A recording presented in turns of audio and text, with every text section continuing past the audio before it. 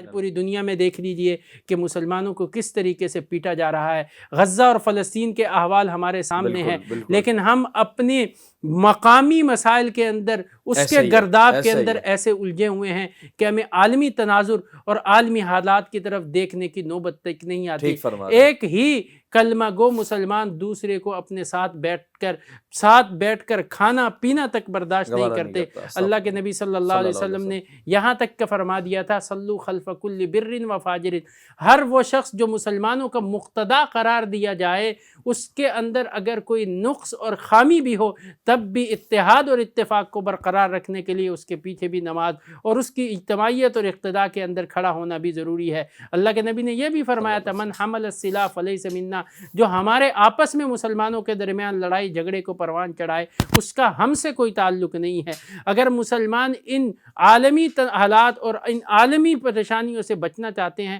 تو جسد واحد بننا پڑے گا۔ اللہ کے نبی نے فرمایا تھا المؤمنون کجسد واحد، مسلمان ایک جسم کی مانند ہے، اذا اشتکا رأس اشتکا کلو، اگر کسی ایک جسم کے حصے مثلا سر میں درد ہو جائے پورا جسم بے چین اور بے اطمینانی کا شکار ہو جاتا ہے، اگر کہیں کسی جسم کے کسی حصے میں درد ہو پورا جسم اس کے لیے بے چین ہے۔ اسی طرح مسلمانوں کو اپنے آپ کو جسد واحد کر